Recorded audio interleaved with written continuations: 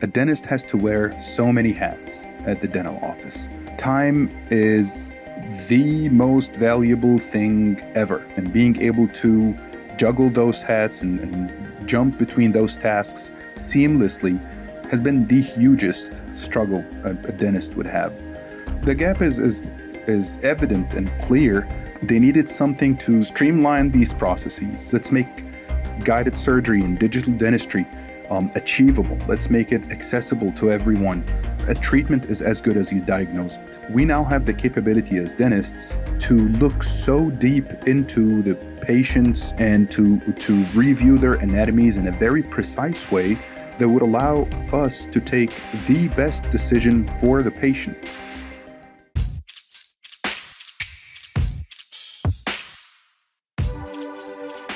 Welcome to the Digital Healthcare Experience, brought to you by Taylor Healthcare.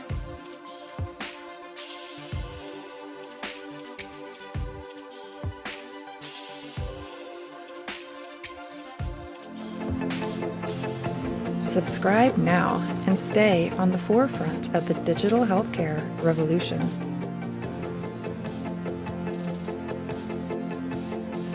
Hello and welcome to the Digital Healthcare Experience podcast presented by Taylor Healthcare. I'm your host, Chris Civitaris, and today we're joined by Ahmad, a.k.a. Khater, co-founder and CEO of ITX Pros, where he champions human-driven dentistry by integrating advanced digital solutions that prioritize patient-centered care. With over 15 years of experience in digital dentistry, AK is known for his expertise in guided surgery, 3D printing, facial scanning, and intraoral scanning technologies. His mission is to make high-quality, innovative dental solutions accessible to practices of all sizes, supporting dental professionals and delivering precision and excellence. AK's commitment to advancing digital workflows and collaboration with industry leaders continues to set new standards for the future of dentistry. Welcome, AK. It's great to have you on the show. Thank you, Chris. Thank you so much. I'm glad to be here. Yeah, if you can, start by telling us a little bit about your background and the work you're doing at ITX Pros, please. I grew up in Cairo, Egypt, which is far away from here. I grew up for two parents who were in the medical field. My dad was an OBGYN surgeon, and my mom is an MD. And so I was expected to be a doctor one way or another. Yep. I played judo throughout my childhood, and there's a reason why I'm mentioning this. But then I got to dental school, graduated dental school 2007 from Cairo University in Cairo, Egypt. And on the same year that I graduated, I started practicing, and I got introduced to the concept of digital dentistry. The reason why I mentioned judo is I'm trained to win. Like, basically, this is how I'm trained. This is how I view life, as like you have to fight really hard to win. And with this mentality, there were so many ideas, so many things, so many goals that I wanted to achieve, which I couldn't do without starting my own business. So ITX Pros was born 4 years ago. I was so lucky to meet the team that I'm working with right now. Amazing people, amazing minds, very experienced at what they do. And together, we just started ITX Pros with the mentality of, let's champion the things that we like. Let's make it a safe place for people to work. Let's make guided surgery and digital dentistry achievable. Let's make it accessible to everyone. And again, I was surrounded by people who share the same thoughts and same ethics and same ideas as I do. And this is how we started. I'm the CEO of ITX Pros. And as I tell everyone, I'm the beautiful face that represents the amazing team. That's It's fantastic. I love it. If you can, talk to us a little bit about what drew you specifically to digital dentistry. I'm curious if there was a specific gap or problem in the industry that inspired you, and then give us some context in terms of what the company does. 100%. I graduated dental school 2007. I practiced dentistry for a long while. Practicing dentistry is honestly a very, very tough task. A dentist has to wear so many hats at the dental office. They're supposed to be the dentist who's thinking about treatment planning. He's also supposed to be the person who's practicing in the patient's mouth, but he's also supposed to be the person who convinces the patient of the best treatment and the best way for them to approach it. They're also responsible for increasing the revenue of the business. They're also responsible of paying the bills, checking insurance, taking phone calls. So they're wearing so many hats at the dental office. And so if you look at the life of a dentist, as most lives, but specifically in dentistry, time is the most valuable thing ever. Time and saving time and being able to juggle those hats and jump between those tasks seamlessly has been the hugest and the biggest struggle a dentist would have. The gap is evident and clear looking at the dentist and their work. They needed something to streamline these processes, make sure that whatever they do once, they don't have to do it twice and 3 times and 4 times. They can't afford repeating procedures because there was this minor inaccuracy over here, or they did not really record that and call the patient, get them back again. The other thing is that the dentist is as good, or a treatment is as good as you diagnose it. Like the more information I would give any medical professional, the better they will be able to treat a patient. So I wouldn't say the tools were limited before digital dentistry, but I can tell you that we now have the capability as dentists to look so deep into the patients and to review their anatomies in a very precise way that would allow us to take the best decision for the patient. So the gap was there in terms of exhaustion. Dentists were exhausted. Dentists were losing a lot of time. Dentists were losing a lot of valuable chair time. And they literally needed something to close this gap so they can survive. Our company is trying to do this, looking at the dentistry as a whole and checking all the parties over there. We're talking about dental professionals. We're talking about dentists. We're talking about even the front desk. We're talking about dental labs. We're talking about all the providers. And we're trying to, using technology and using the recent technologies, to close the gaps in each of those functions. So if you look at the front desk, our company is working on our AI tool that would help the front desk to answer questions in a much easier way without having to hang up and just go to the dentist and just interrupt the treatment and then get back to the patient. We're developing those tools.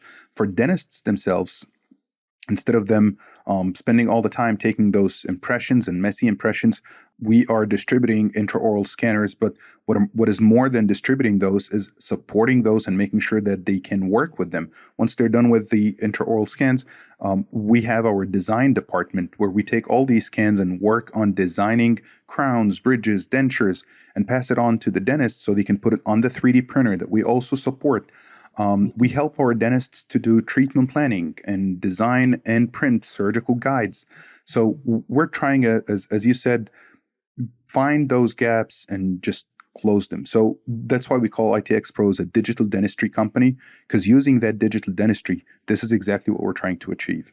It's really interesting. It's a very holistic approach in terms of kind of the entire experience that a patient and a provider and sort of all the people around the patient and the provider in that particular kind of interaction. I'm wondering if you think about sort of your definition of digital dentistry, can you go into a little bit more detail on that? Because when I first kind of got exposed to your company, that was a little surprising in terms of kind of all that went into that sort of perceived definition, if you will, of digital dentistry.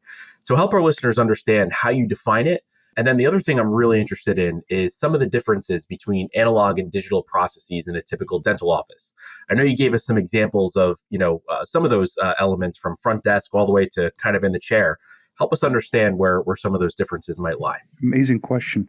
Digital dentistry is basically using digital technology in easing up a process and increasing accuracy. That's how we look at it. Mm-hmm. Whatever tool that we can use to increase accuracy and make the workflow much smoother. This is what we refer to as digital dentistry. And of course, it has to use like digital technologies over there. This could be hardware. This could be a software. Both of them combined is what is enhancing the capabilities of the dentist, dental professionals, and dental labs. A clear example, and which is an example that is, I think, is the most popular right now, intraoral scanners. Intraoral scanners are these long wands that the dentist would put in the patient's mouth. and just move it around. Like the patient doesn't really see what's happening in there. They're just moving this wand inside their mouth. What is happening is actually this intraoral scanner, it's capturing the exact details of the surface of the patient's mouth. So the teeth, the soft tissue, with everything in between. This is replacing the analog process of taking an impression. Taking impressions used to be this messy putties that you just mix on the side and put them in the patient's mouth and ask the patient not to gag or throw up and just again end up like just washing their face because it just went everywhere. Of course, there were people that are doing it elegantly and they did it with minimal problems, but still, these impressions would come out of the patient's mouth that needs then to be sent to a lab and being poured into a cast, and it has to be shipped somewhere else so they can perform the work on it. Imagine that we've just cut through all of this, provided this wand that is much easier for the patient to take, much faster for the dental professional to do it, and allows them to transfer this data immediately into a digital file that can be put in our software that we can work on immediately, or that can be shared with someone else in a different state or even in a different country, where we can share knowledge. Like, so instead of just one dentist treating one patient, it could be like tens of dentists looking at this case and just giving their best input in there. So that's a very simple example. That's the example that I like using. Another example is we used to take photos of the patient, put them on a computer, and this is a recent thing, put them on a computer and just try to imagine and draw how the teeth of the patient looks like. There are AI tools right now that would take this photo and immediately give you like 6-7 options of how the best smile of this patient could look like. Wow. So this is something that it doesn't only enhance the doctor's decision, it also helps the patient to see themselves from different aspects, different angles. Approach the patient as a human being. It's not like a cookie cutter where this is the only option because I spent a lot of time just giving you this option. No, here you go. AI is helping us present more options to the patients and to the dentists and create a safer and a bigger space for discussion and eventually lead to a better treatment. It's really interesting. I mean, what I found also kind of fascinating in some of the research is how much fear there actually is in terms of the general population of having to go to the dentist. There is. And what you're talking about, I mean, certainly you can see a lot of the benefits kind of from the provider and the organizational side, but you're also taking kind of the view that it's good for the patient too. It has to be. In my presentations, usually I put a slide where I have a pyramid. I mentioned I'm Egyptian, so proud of this. And on the pyramid, on the 4 sides of the pyramid, we have our company is connecting all the aspects, the restoring dentist, the dentist that puts the restorations, the surgical dentist that performs the surgeries, the dental lab that would fabricate all of this. But at the tip of that pyramid, it is the patient. Right. So this is how we look at it. And I think this is what most of dentists do. They look at the patient as the tip of the pyramid. Everything and everyone in the office is working all together just to reach that tip, just to make sure that the patient is provided at their best way. Yeah, I think that's really fascinating. And I know one of the things that anytime we talk about digitalization, when we talk about AI, certainly many of the promises of these types of initiatives are streamlined workflows, reduced errors, so on and so forth. I assume that the same holds true here in dentistry. And I'm hoping you can elaborate and share some examples of how, specific to dentistry, that efficiency, quality, experience is improved with strategies like you bring to the table. 100%. I will get back to the example that it's most common, and I think patients or anyone who's listening to this podcast who has been to a dental office would somehow has passed through this in the last 10 years and has seen the shift.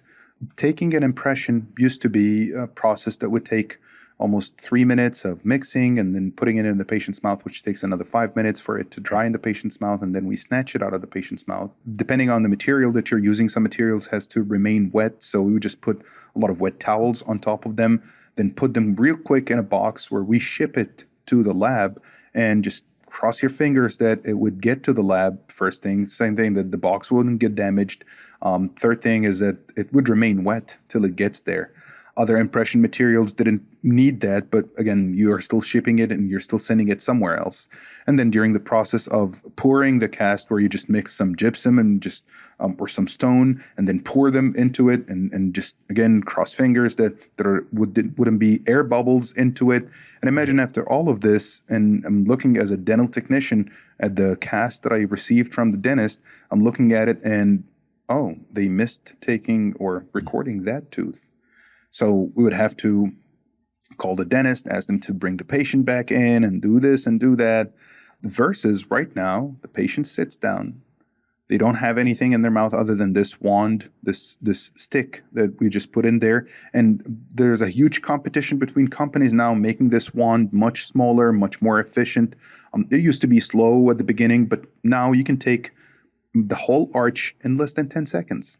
Wow. So you're just passing it over there. It's recording everything accurately, precisely, and immediately we'll upload it through the same machine. I'll just click a button and it just immediately goes to the lab where someone over there is sitting, and there is a very few errors that we see, but even the ones that has errors in them, hey doc, just don't dismiss the patient, please. Just scan the patient one more time because you didn't record this, or you need to look at that. Things like this, you can imagine like how the shorter I explained the transfer of a digital impression compared to a conventional impression. This is an example. 2D images, like we used to take a lot of 2D images, and you have to acquire a lot of 2D images. Right now, we set the patient on a cone beam CT scanner where we just click one button, again, 20, 30 seconds, depending on how big the scan is. And we have 3D image of the bone of the patient.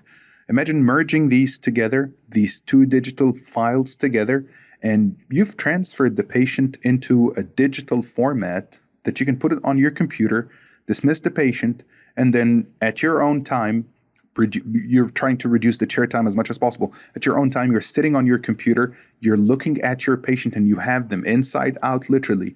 And you can go navigate through the bone, the teeth. You can check for any pathologies. You can check for any.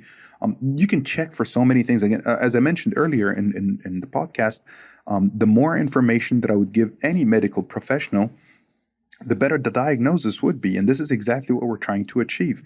And we could have achieved this. We used to achieve this earlier in the days, but with the technologies right now, as you said, I'm reducing the time. I'm just minimizing the time that we have to spend in there. We're definitely increasing the accuracy. And again, the tip of the pyramid, the patient is the one who's benefited. The patients are the ones who are benefiting from this the most because they get the best treatment out there as we're giving them the best diagnosis out there, so on and so forth. That's really interesting. And I know you mentioned earlier the notion that it's more than just software. It's more than, just bringing AI to the fold. There's software, there's hardware, there's training, dental professionals that have been doing it one way, maybe for a very long time.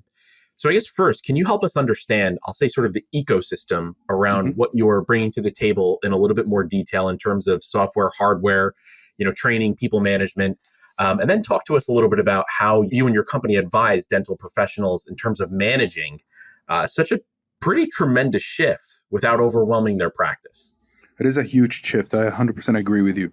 It is a huge shift, and it takes a lot of investment. And if it's not money, it's 100% time. Right. Newer technologies, you need to spend time sometimes away from your office to just go somewhere and learn what's going on and what's new. And you would see dentists are just very keen on attending CEs and attending conferences. Dentists has always been like this group of medical professionals that would acquire the most advanced technology all the time. You have to stay there. The reason why is that there's a lot of competition out there. Patients are just becoming very smart. Patients has always been smart, but I mean, they have the tools now to do the research and look into what are the options out there. So looking at it this way, if you're one of those dentists who does not want to move forward with technology, patients would sense that. So it's not just an investment that you should think about. It is becoming a necessity.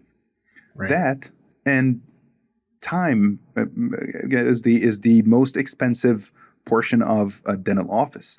The less chair time a patient sits in there, the more revenue you would do, simply because you can see more patients.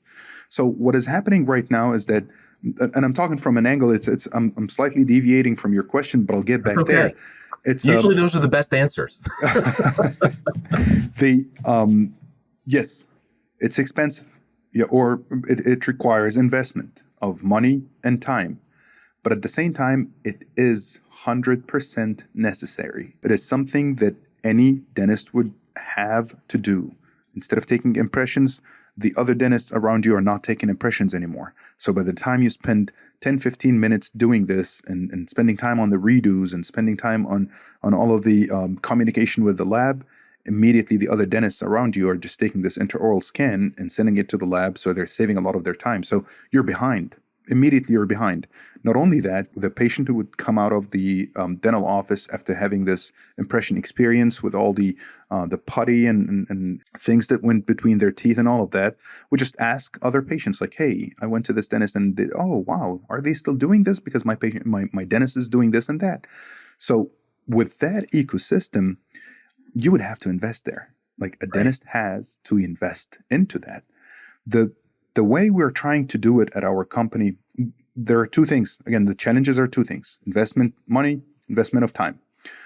There's a steep learning curve into all of these software applications. There's a steep learning curve to all of these hardware. You need someone to take your hand, to hold your hand throughout this process. What our company is trying to do is like trying to look at every office as a separate situation. Mm-hmm. Hey, what do you have and where are you right now? What's your current status? Where would you like to go? What is the objective status? And then in between, there is this gap. And looking at this gap is like, okay, so you can decrease your production time by acquiring a 3D printer instead of anything else. So you can start 3D printing at your office.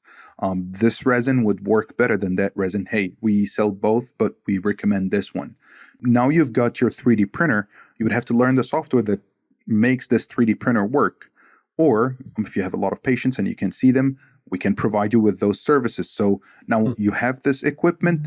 You don't have to really spend a lot of time learning it, because pretty much ITX Pros, my company, is supporting you or giving you those files that you need to print. Hey, my staff needs training. We can provide that. Hey, I've changed staff, and it happens all the time at dental offices. We can provide this AI tool that answers all these questions.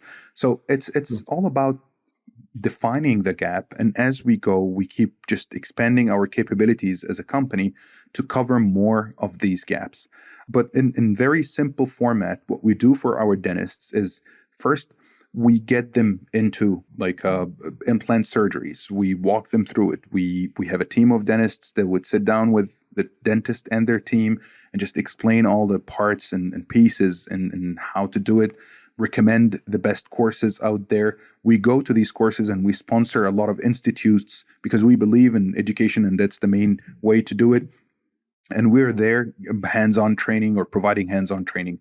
And once they're done with this and they go into doing their surgeries, we provide them with the consultation services where they would just meet the patient, take the scans, diagnose them, and then sit down with us where we help them further diagnose into the CT scan and reading into it and merging the files together, providing them with consultation time with one of our dentists where they walk them through the treatment plan. And whenever they are settled or whenever you approve everything, we start into designing surgical guides, either printing them or sending it to their printer so they can design it. Once they're done with the surgery, we go to the prosthetic portion where we can design the prosthetics and print it for them, or they can print it on their own. So it's holding their hands. Wow. If you're ready to do the investment, we are here to give you the equipment and support it for you. If you don't want to do the investment, or if it's not the proper time for you, and you can see the market right now with all the red screens that are happening in the stock market. Sure. A lot of people would just be shy of investment, or would like to hold their investments for the time being. That's not a problem. Let's go case by case. We have the equipment, we have the technology, we would help you achieve it. And this way, I think this is how we are trying to achieve this balance of introducing dentists into digital dentistry, but at their own pace. I really like that. And I mean, what you're really describing, to your point, I mean, it is a significant investment to sort of get into this next age of technology and benefit for the practice, benefit for the patient, so on and so forth. But it sounds like you really take the approach in terms of trying to really, help these practices, help your clients maximize that return on the investment that they do ultimately make. And I think that's just in my limited experience, kind of across the board, something that's really interesting and unique.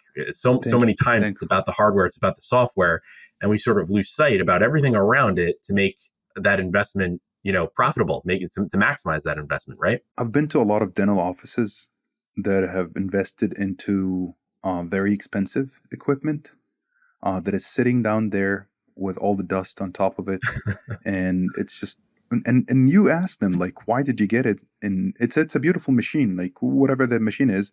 Why did you get it, doc? It's because I wanted it, I needed it. So why aren't you using it? My staff doesn't know how to use it. So why don't Right. you train them? I have to close for a couple of days. I can't afford that. So, okay, let's help you take this piece by piece. Like, let's get started with designing things for you and sending it to you till your team is acquainted with that. Then we put them on some training program or point them towards the training programs that would allow them to do this. So it's not only the dentist; it's also their staff, Right. and it's not only the dentist and the staff, it is the dental lab. Like we have been put in contact with a lot of dental labs that works with certain offices. And we're just there like, hey, let's explain to you what we would like to do for this doc so you can help us as much as you can. Again, back to the pyramid concept, the four sides are just all aligning together so we can just reach the best for the patient. And a lot of these technologies started really expensive. Right. Like intraoral scanners started really expensive. I'm not going to mention prices, but we can easily say that the cone beam CT scanners are the same thing. These were inaccessible. Honestly, you had to put huge investments to buy one of these cone beam CT scanners. Mhm. They're now down to 25% of the price of what it used to be 15 years ago. Wow. Intraoral scanners, like you can get intraoral scanners for, I would say 10% of the price they used to pay at the beginning of using this technology, which makes sense. Like we know that technologies get released, and by time and by more adoption, it becomes more available to people, especially when patents drops and the hype of it just slows down a little bit, and a lot of manufacturers would get into the process. So I can tell you right now that a lot of the technologies that I mentioned 5 years ago were just they had the price restriction to it. Mm. But as we speak right now, most of these technologies are achievable at a much lower price. And I've seen people that I respect so much that are teaching out there. And 5 years ago, people were looking at them as like, you're showing this 3D printer that it's not for dental use. And this one is like 100, $200. You get it from Amazon. What is that? I've seen those people just being adamant on teaching those machines because they had this concept is that the more I help a dentist save money without hurting the quality, the more I help them treat more patients, the more they are affordable to their patients, and still we did not affect their margins. Right. This is one of the messages that I hold by heart. And when we say human driven dentistry, such message that I've seen out there is definitely one of the things that moves us when we do this. I think that's just a fantastic message. And I'm curious, can you share with us? I love stories, real world stories, real world success stories from our guests here. I'm hoping you can share maybe a story with us about Of course. an experience there integrating digital dentistry in practice. Give us one that kind of sticks out in your mind. Yeah, I'm just thinking which one should I choose. But yeah, I would say 5 years ago, a friend of mine started the dental office. And for anyone who's listening to us, a startup dental office is a huge thing. Like it's overwhelming. And he's a close friend, so I was somehow with him in that journey. Of course, he had to go through it. It was his own investment and everything, but I was with him throughout the journey as a friend. I've seen the amount of pressure. And this guy was 1 or 2 years, probably less than 2 years after he started his practice, he was on the verge of closing.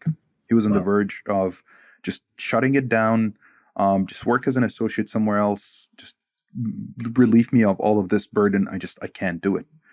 And then this is when I told him like, hey, 3D printing, man, like we've been talking about this for a long time. And he said, no, not ready for this. Just try it. Okay, let's go 3D printing. Who's going to design things for me? My company would do it.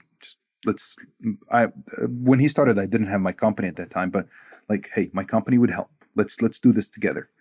And we took it baby steps, literally baby steps. We started with the cheapest 3D printer out there, and we kept adding more and more and more into this. His margins increased. But forget about the margins. I mean, don't forget about the margins. It's important. Right. He was an amazing dentist. He was an amazing dentist. He was my own dentist, so I would let him work on me. And I'm a dentist, and I'm just very, very selective. Sure. But he was working on me, and I know he's an amazing dentist. And that's the key out there. Technology will not make you a better dentist. Technology will not take you from being not a good dentist to being a great dentist. This is not going to happen. It makes great dentists focus on practicing dentistry. It makes great dentists realize their capabilities. So he was so into aligners, invisible aligners or clear aligners. So he started doing those at his office. And now his margins just increased. He's capable of delivering much faster. He's capable of giving the patients their night guards immediately. He's capable of delivering crowns immediately without just hurting his bottom line. And I don't think it had saved his practice, but it saved him a lot of time, and it saved him the time of thinking, or the burnout of thinking and worrying. Now he has more control. He has good margins, and he has unlocked a lot of capabilities as a dentist. He's thriving. His office is amazing right now, 5 years later. Again, I'm not saying digital dentistry is what saved his life, but I can see how this was a big component of how he changed and flipped that dental office. Now he's like one of these people who is very keen about endorsing new technologies. I've introduced him to a new tool that my company is working on that would help him, I mentioned this earlier, that would help his front desk answer so many questions, even dental clinical questions, without the assistant having to interrupt him. And I'm just saying his feedback right now. This was his feedback, that I get much less interruptions. That's why I keep saying it. So he unlocked this in his mind. Like, okay, so whenever there's a new technology, I'm going to sit down, look at it now, not with the fear of, oh, is this going to replace me, or is this going to replace one of my assistants? No, he hasn't let any of his assistants go, by the way. Right. Since he started switching to this, he has actually added more people to his office, but it's more people that are doing much more production. It's basically he increased his production without increasing his financial loads. This is what I like about it. I think that's really fascinating. And I think you hear that from, physicians that are still in practice. You hear that from dentists. You hear that kind of, from people who signed up to practice medicine in some way, shape, or form. And I think a lot of times the frustration is, well, I have to wear the CFO hat and the chief marketing officer hat and the chief operating officer hat and so on and so forth. And it sounds like alleviating a lot of that, maybe even inject some energy back to providers that are providers for a reason. Yeah. Fascinating. So I have to ask you, in terms of where the future is going here, AI certainly, obviously so much has been made of AI and all the potential benefits. Robotics is certainly also having a moment as well. How do you see specifically AI and robotics playing a role in the future of dental care and digital dentistry? AI for sure. Like AI has been in dentistry for a long while. Right. For people who don't know, those intraoral scanners has used AI, machine learning for the longest time, so they can augment the scans that is being taken. So AI is not new to dentists. However, if you look at it right now, and if we break down the office into just phases, AI is now being introduced to the marketing phase. Like AI is used heavily in marketing right now for dental offices, which again, for someone who was wearing a lot of hats, taking off the hat of marketing and just handing it to AI to not taking off the hat, but just having this AI assisted marketing is something that helped a lot of people out there. Yeah. Then move back to the front office where they're meeting the patients, and you can see AI tools that does insurance verification. You can see AI tools now that is taking care of most of the accounting part. Definitely the AI tool that we've been working on for the clinical questions and the different aspects of dentistry. Move this back again to the dental office or the dental chair where the dentist is sitting down there. Access to information, being capable of getting immediate treatment plans, like upload your CT scan. This is one of the tools that we're working on. We've released it, but we're still enhancing it. Upload all the CT scans and models into a cloud and immediately just click a button and it just lays out the treatment plan in front of you. So the patient can look at it, and we're not using it and we're not recommending it. We're asking everyone not to use it for clinical use, but it's used as a communication tool. So everybody can, I mean the dental professional and the patient can look at what could be in the future. What is the plan for the future? We then take this and we highly recommend that you use a professional to transfer this into a real treatment plan. But again, this is the kind of communication, or this is the kind of what AI is doing in terms of enhancing communication between the patient and the dentist. All of this is, as you mentioned earlier, and we would keep saying it, streamlining the workflows, reducing the time that is needed, and eventually increasing the accuracy.